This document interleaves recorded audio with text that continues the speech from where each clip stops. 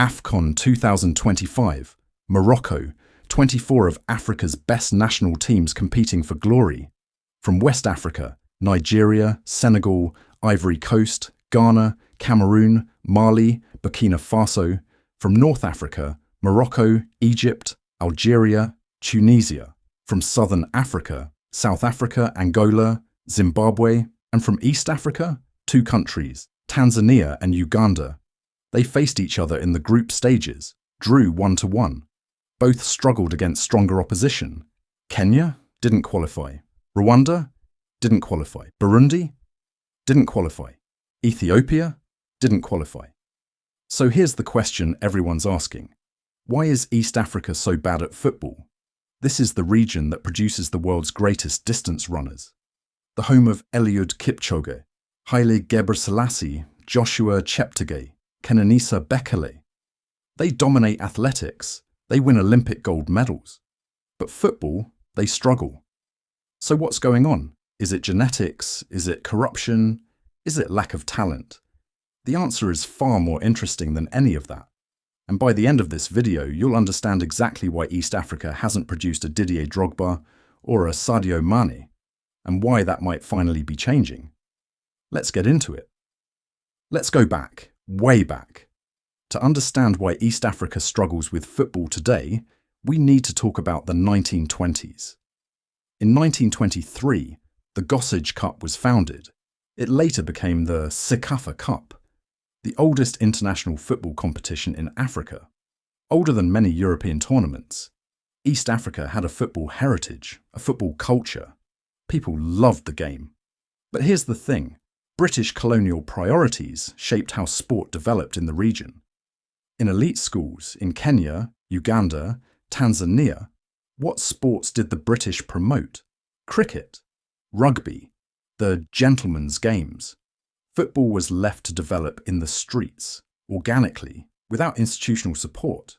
Compare that to French West Africa. In Senegal, Ivory Coast, Cameroon, the French built formal football structures early. They created leagues. They built stadiums. They invested in youth development. Now, East Africa wasn't always terrible. Far from it. Ethiopia won the AFCON in 1962. Uganda reached the AFCON final in 1978. Or maybe that was because of Idi Amin's impact at the time. If you know, you know. In the early decades of African football, East Africa was competitive. But then something changed. From the 1980s onward, East Africa started falling behind. While West and North Africa got stronger, East Africa stagnated. Why? The 1960s, independence. Across Africa, newly independent nations had to make choices. What do you invest in? Where do you focus your limited resources? In West Africa, countries like Nigeria and Ghana chose football as a tool for nation building. They built national stadiums. They created football federations. They sent coaches abroad for training. In East Africa, the priorities were different. Agriculture, stability, survival. The 1970s and 80s hit East Africa hard. Economic crises, political instability, coups, wars. Football infrastructure fell apart. Leagues collapsed. Stadiums crumbled. Youth academies barely existed. While Nigeria was building football academies, Kenya was focused on keeping the country fed. By the 1990s, the gap was massive. West Africa had modern stadiums, professional leagues, and pathways to Europe. East Africa had potential, but no infrastructure to develop it. The talent was there. It always was. But talent without infrastructure goes nowhere. But there's another factor, one that most people don't talk about. Geography. East Africa is one of the least urbanized regions on the planet. According to World Bank data, over 2/3 of Kenya's population lives in rural areas. In Ethiopia, it's even higher, nearly 80% rural. Tanzania, 65% rural. Compare that to West Africa, Lagos, Nigeria, over 15 million people in one metro area. Accra, Ghana, dense urban centre. East Africa? Scattered villages across highlands and farmland. And here's why. The Great Rift Valley. The soil here is incredibly fertile. 3 growing seasons per year in some areas. For centuries, people didn't need to move to cities to survive. You could farm subsistently, grow maize, beans, bananas, vegetables. Everyone had land. Everyone could feed themselves. So urbanization happened slowly, very slowly. Now, why does that matter for football? Because football is an urban sport. You need large concentrated populations. If you're a scout, you go to Lagos. You open an academy, you have access to millions of kids. But in East Africa, open an academy in Kampala, and you're missing the talent scattered across the countryside. Now, could they reach that talent? Potentially, if they built football development structures at the school level, grassroots programs in rural schools, district-level competitions. That's how you find scattered talent. But that requires massive investment, coordination, infrastructure. And East Africa has struggled to build that system. Tanzania's national team? Most players come from Dar es Salaam and maybe 1 or 2 other cities. Kenya's talent? Scattered from the coast to Western Kenya to the Rift Valley, no scout can cover that. No academy can reach that. West Africa? Drop a scout in Dakar, Bamako, Accra, Abidjan, Lagos. Done. Concentrated talent, easy access. East Africa? The talent is there, but it's hidden in villages, small towns, rural schools, and no one is looking for it. This is the structural disadvantage no one talks about. Now let's talk about running, because this is the other side of the story. Since the 1960s, East Africa has dominated distance running. Kenya, Ethiopia, Uganda, Olympic gold medals, world records, marathon victories, Eliud Kipchoge, Haile Gebrselassie, Kenenisa Bekele, Joshua Cheptegei, the greatest distance runners in history. And here's the thing, governments noticed. Running brings guaranteed results. Invest in one talented runner, get an Olympic gold medal. So where did the money go? Athletics. Kenya built world-class training camps for runners. Ethiopia invested in athletics infrastructure. Uganda built the Teriet National High Altitude Training Centre in Kapchorwa. Football got the scraps, and you can't really blame them. From a purely economic standpoint, running had a better return on investment. 1 gold medal at the Olympics? National pride. International recognition. A football team that loses in AFCON qualifiers? Disappointment.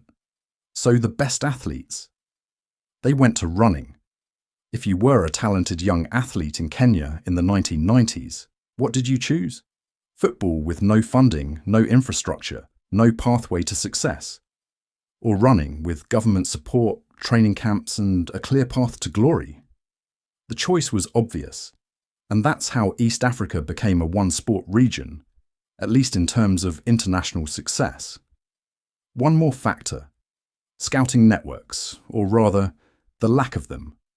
West Africa has something East Africa never had: a direct pipeline to Europe. French clubs scout heavily in Senegal, Ivory Coast, Cameroon. Why? Colonial links, language, established relationships. Portuguese clubs scout in Angola and Mozambique. These scouting networks were built over decades, and they create a talent conveyor belt. Young player in Senegal, French academy, European club, Senegalese national team. East Africa? No such pipeline. The British were more interested in cricket than football in East Africa.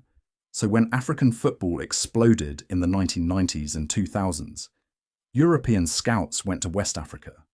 Not East Africa. The few East Africans who made it to Europe had to fight. Victor Wanyama from Kenya. He had to prove himself against all odds to reach the Premier League. Meanwhile, West African players had agents, scouts, and pathways already in place. So the best East African talent either stayed local or was never discovered. The infrastructure to export talent to Europe simply didn't exist, and still barely exists today. So that brings us to today, AFCON 2025. Uganda, the Cranes, they opened their campaign against Tunisia, lost 3-1. Tough start. Tanzania, the Taifa Stars, they opened theirs against Nigeria, lost 2-1. Close, but not enough. They faced each other next, drew 1-1. And honestly, it was a decent match, competitive, passionate. Then Uganda faced Nigeria, the Super Eagles, three-time AFCON champions, powerhouse of African football, lost 3-1. Tanzania faced Tunisia, managed a 1-1 draw. Actually, not a bad result against a strong Tunisian side. Uganda heads home as Tanzania continues to fight during this run, but we all know. And Kenya? Oh, Kenya, they didn't even bother qualifying. Rwanda, Burundi, Ethiopia? I'll just keep quiet about that. But here's the thing. AFCON 2027 is being hosted by Kenya, Uganda, and Tanzania. The entire continent will be watching. And it would be absolutely tragic if the host nations get knocked out in the group stages, get kicked out first, in their own tournament, on their own soil. Can you imagine? The embarrassment. But wait, there's a glimmer of hope. The CHAN tournament, the African Nations Championship, for players based in their domestic leagues. Uganda put up a fight. And I mean a real fight. That match against South Africa? Oh my, oh my. What a game. These were players from local leagues, playing with heart, with hunger. And Tanzania's domestic league? It's actually growing. Investment is coming in. Stadiums are being renovated. There is talent in East Africa. There always has been. And slowly, very slowly, the infrastructure is improving. The East African community is pushing for more integration, better cross-border scouting, shared resources. Some organizations are even building academies in rural areas now, trying to reach that scattered talent. But let's be real.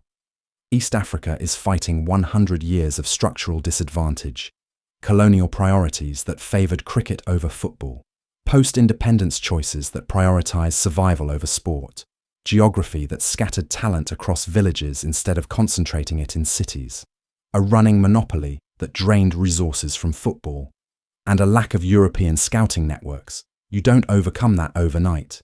And corruption, let's be honest, that's definitely part of the problem too. Mismanagement of football federations, funds disappearing, lack of accountability. Kenya was literally banned by FIFA for corruption just a few years ago. That doesn't help. But AFCON 2027, that could be a turning point. Home crowds, investment in infrastructure, international attention. And the infrastructure is actually coming.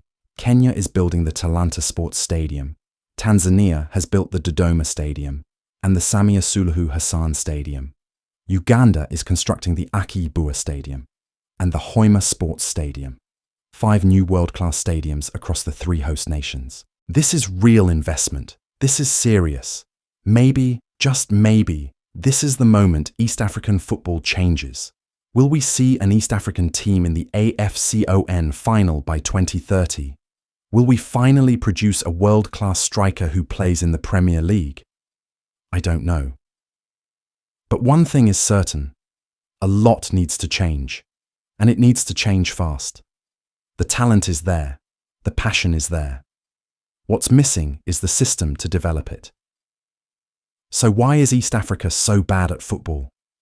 Post-independence economic choices, geography and urbanization, resource allocation to athletics, and a disconnected scouting pipeline. 100 years of structural disadvantage. But history can change. AFCON 2027 is coming. And maybe, just maybe, that's when East Africa finally gets its moment. If you want to see more deep dives into African history and why things are the way they are, hit that subscribe button. Drop a comment below. Are you from East Africa? What do you think needs to change? Or are you from West Africa? Feel free to roast them a bit. They can take it. Thanks for watching. I'll see you in the next one.